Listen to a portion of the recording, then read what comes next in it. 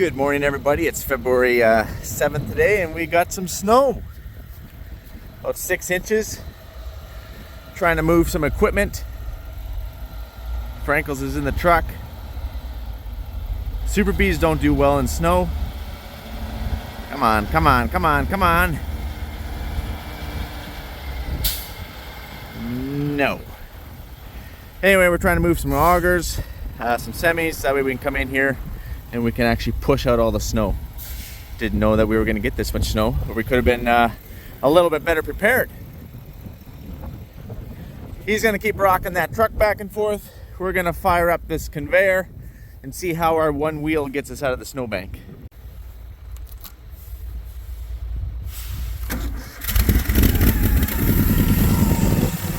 Fired right up. I like the sounds of that. We're going to let this thing warm up here a little bit. Here's our plan. And we'll kick this thing on here. Oh, that did not sound good. Thinking we're froze. That was a pretty hefty bang.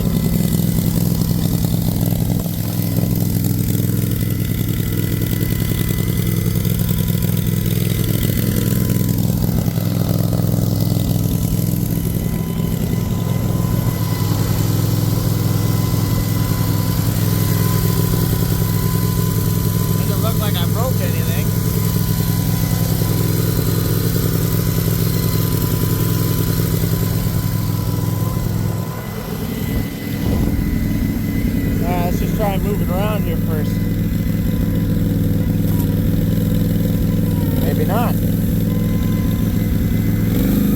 Warm it up a little more here. Alright, I'm just gonna put my glove on here, bear with me. I'm gonna put my glove on.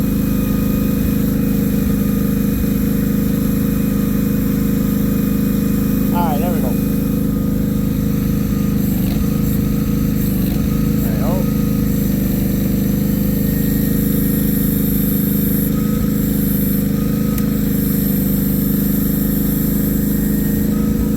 Up a little bit. Right through the snow. Oh, they're pulling the semi.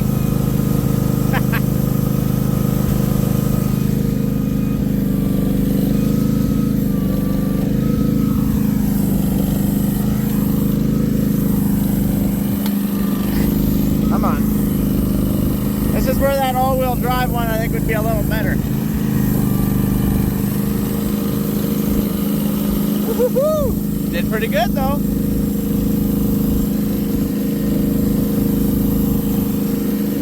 Sorry about the wind. I don't have Hammy obviously here with me right now. Okay, we're gonna idle this thing down a little bit more. There we go. We're gonna try and kick this thing in. Nope. Nope. Come on, baby. Come on, baby.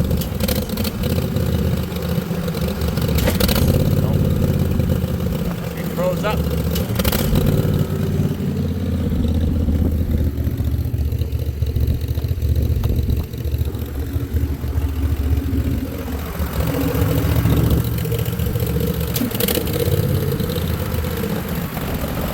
Okay.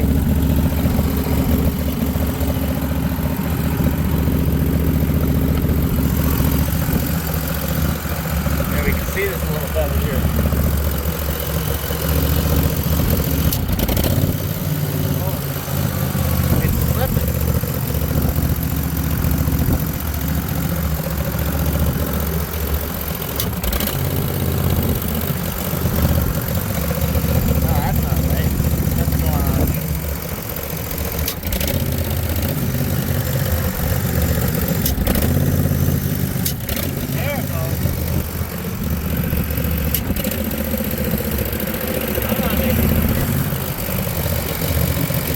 So this one is turning his gearbox. It's this one that's slipping.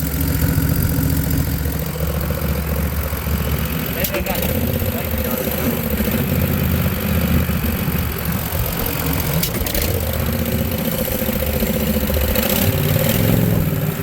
okay, I'm gonna keep working on this. Alright, so we got it working. It's just, that belt was slippery. I do need to tighten it up a little bit in there.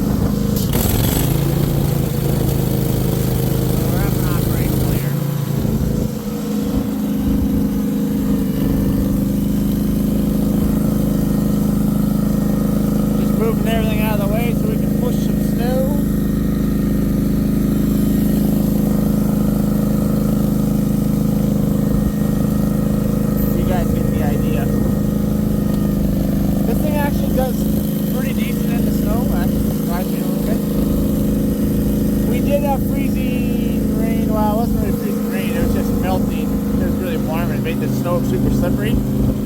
It doesn't do good on ice, but there is no wheel drive again. I'm cold. Alright, you guys get the idea. I spoke too soon.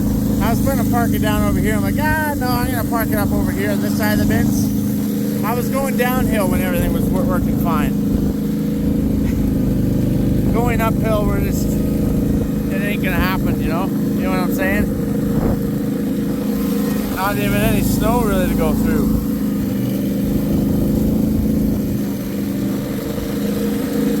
Come on. Come on. I'm pushing on it, dude. There we go. Alright, I just got up to the office here. So this little building here, that's our office. And no, we can't go in there. It's obviously for reasons of sensitive information. And it's not just me in that office. There's 5 different offices within that building. And because I'm separate from all my brothers and my parents. So anyways, this is a busy time of the year for planning, strategizing. You know, you're working on your seeding plan. Remember we did the video before Maui. We got all of our seed tests back. We got our soil tests back because we soil sample every field. So that way we don't over apply our fertilizer. And that way we can target, say, 40 bushel an acre wheat. And then so you know what 40 acres will draw out of in phos, in nitrogen, in potassium, in sulfur, and all the micronutrients like magnesium. You like bushels draw nutrients out of the ground. If you don't have any bushels like the last few years, you got a pile of nutrients in the ground, which is what we have. So we soil sample for that. So that way we can go into it this year and be like, okay, if I want to target for whatever it is your average is in your area, you want to target for that, a realistic number, and then you'll put that fertilizer down, because farmers aren't here to over apply their fertilizer in their land. Okay, we're not here to maybe your average is 40 and you're going to shoot for 80. You know, that's just poor management, because the price of fertilizer is still very expensive. And I don't know if everyone's checked the commodity prices lately, but they're tanking. They're going way down to pre-COVID prices. But as you know, expenses, it takes a lot longer for expenses to come down than it does commodity prices. So saying that, it's a busy time of the season working on crop rotation. So I have a spreadsheet. And each crop is a different color. So like red lentils is red in my Microsoft spreadsheet.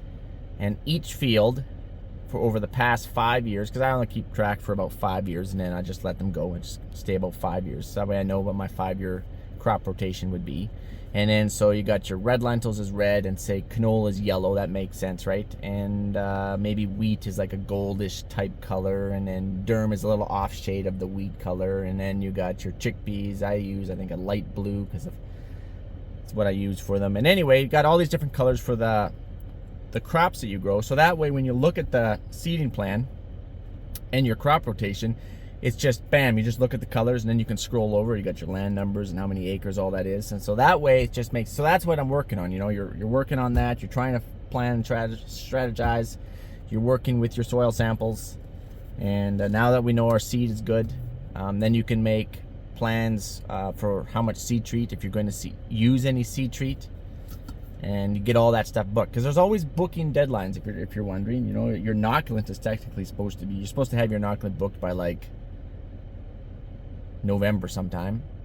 Canola's best prices to book your seed is in October. So, you know, we're kind of late to the game. Don't worry, we already hedged. Most farmers already would hedge something, you know, have something on the books. So this is a planning time of the year. And if you're looking at any expanding your farm, maybe you want to pick up some rental ground, or you're going to buy some ground, typically that happens now. That happens after harvest to seeding. Rarely will you pick up ground or buy ground during the summer. It normally happens from fall to spring. And we did buy, we bought a little bit more ground, 4 more quarters up at the North Farm. I think we'll be taking on a little bit more down here at the South Farm. So there's always that. And then you're working that into your seeding plan. And then you're trying to figure, okay, so this stuff they use for up north, they grew canola because everybody ends their crop on canola up north. And I like to have things kind of blocked up. I don't want to go 50 miles away to put a field of canola in, and then go all the way back to put in another field of canola somewhere else. So I like to stay blocked up. Just got to stay efficient, got to keep the drill moving. And then what do you do when you buy ground that you got to put canola on, and they just grew canola on it? So like there's logistical things like that. You're like, don't really want to grow canola on canola, but do I want to drive 50 miles for 4 quarters of wheat? You know, stuff like that. It's just like that is going to kill you when it comes seeding time. And then you got to spray that, and then you got to harvest that. Like, that's just a pain. So like there's lots of thinking and planning going on. So I'm always going over land maps. I love to look at land, whether I'm buying it, renting it, doesn't matter. It's actually a hobby of mine. I really enjoy looking at land. So I got lots of friends who are farmers, and this is just a farmer thing. It's not exclusive to me. All farmers like looking at equipment and land. So we have an RM map. I'm just using this one as an example. So this RM map, I can get it opened up here with one hand. Now, I don't own or rent any land in this RM. I'm just using it. So Saskatchewan's broke into like, here, hold on here. I just got to get some elbow room. Saskatchewan's broke into like 300 RMs, okay? And all the RMs are a little different size. Like this one here is a little bit bigger. This is the one we're looking at. This just kind of tells you the bordering. There's some bigger ones. There's some smaller ones.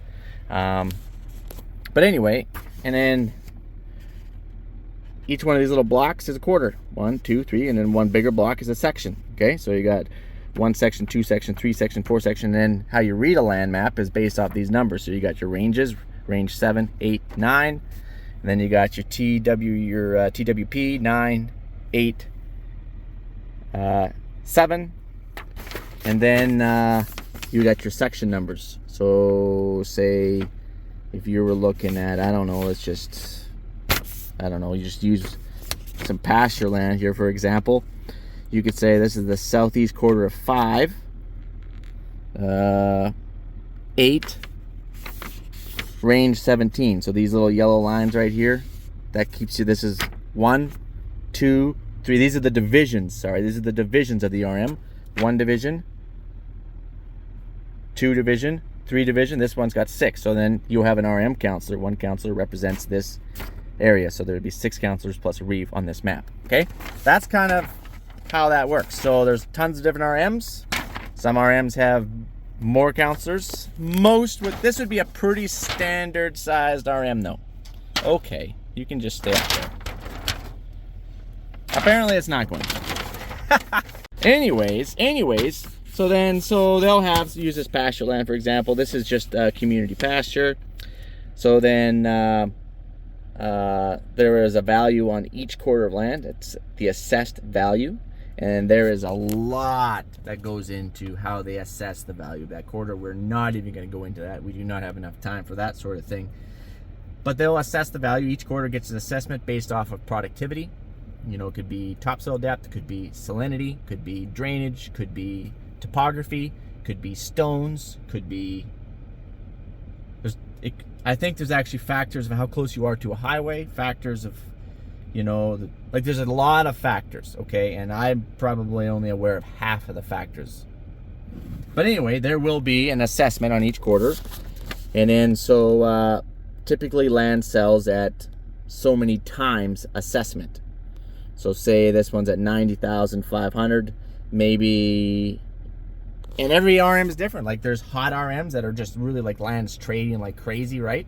And it also depends on how many farmers are in there and how many big cattle guys there are, right? So maybe your assessment is 200,000 for that quarter. That's what it's assessed at. But if you wanted to turn around and sell that quarter, you would maybe get 3 times assessment for it, or 2.3 times assessment, or maybe you're 5 times your assessment. You know what I mean? So assessments really don't mean much except to the bank. The bank cares about assessment because they're going to base, well, this land is valued at this, and then they're going to take a factor in of this is what it's trading for.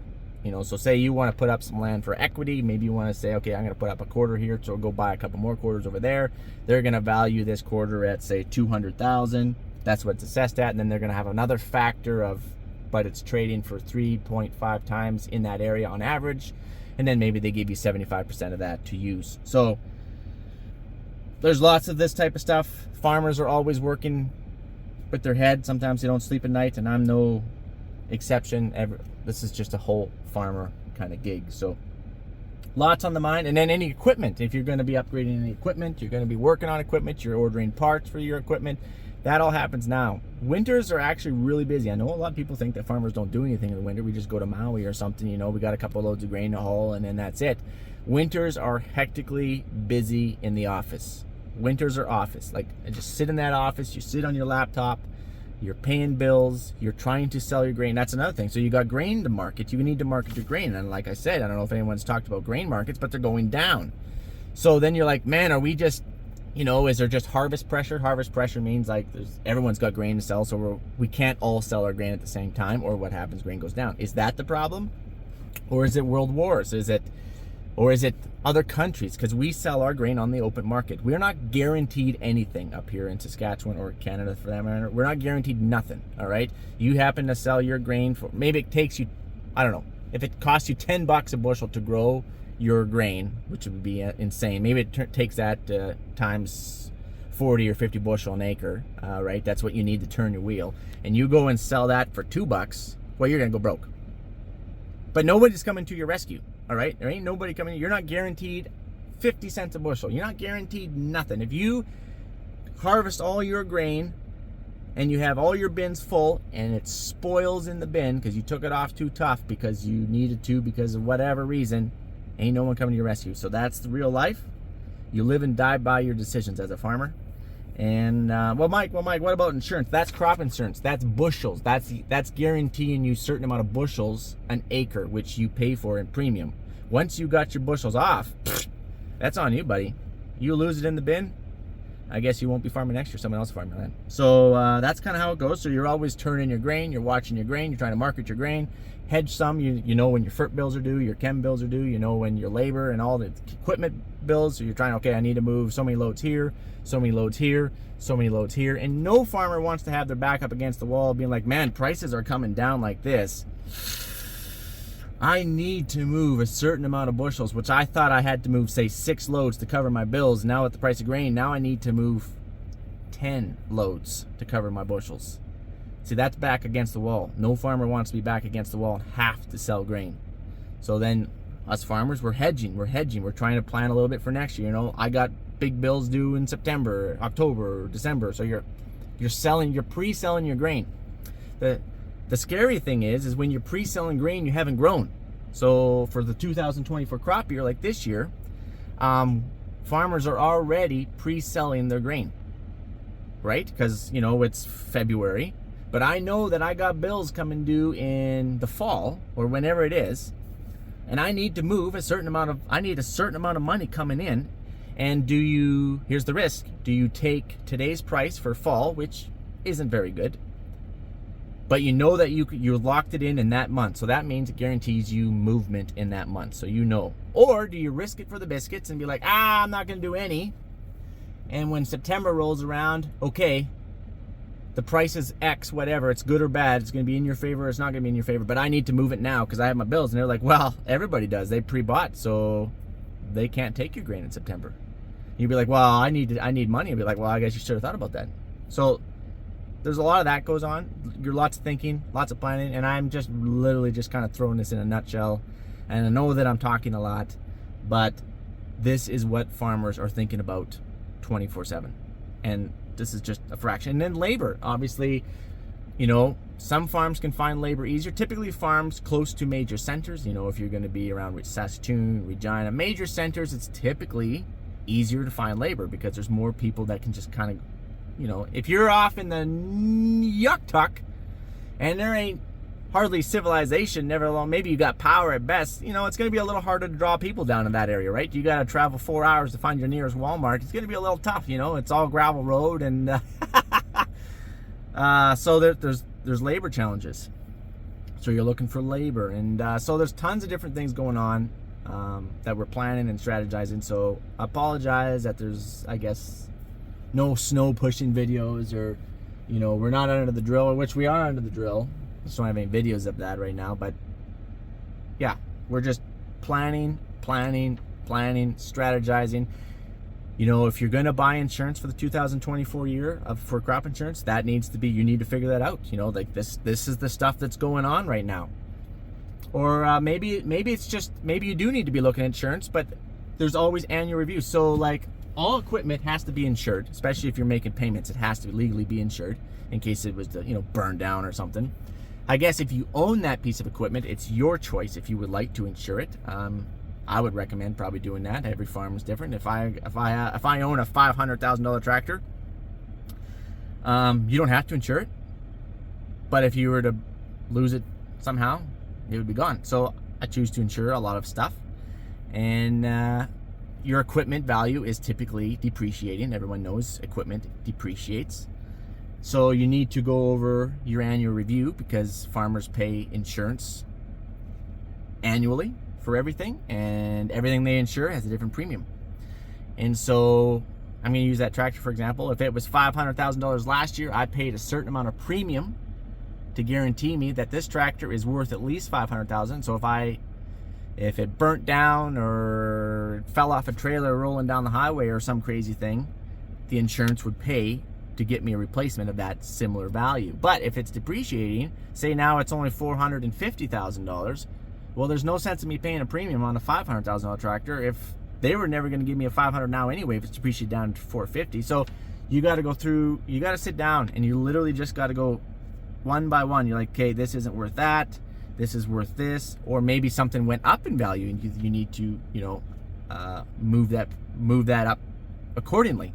So there's tons of stuff that farmers are going through, and so it's real busy bookwork season and tax season. Typically, about most people have their year end at the end of December, and you're working with the accountants. It's tax season, and that's a whole other can of worms and paperwork. So it's a busy time. It's a busy time. So, anyways, that's what I'm doing. Just sit, working on my phone, working on my laptop. And driving around looking at upgrades. We do have some cool stuff to show you here probably later on, closer to spring I would say, but so stay tuned for that. Otherwise, I'll catch you guys on the flipper, and I should probably get back to work. I should fold this mat back up, and I never go anywhere without my laptop and all my paperwork inside. Land maps. I got lots of land maps, so I like to look at land. It's kind of fun. It's a hobby of mine. Anyways, I gotta fold that better. I will catch you guys on the flipper. I actually need to drive to town because I got some bills I gotta pay and some parts to pick up. So I'll catch you guys on the flipper. Adios, amigos.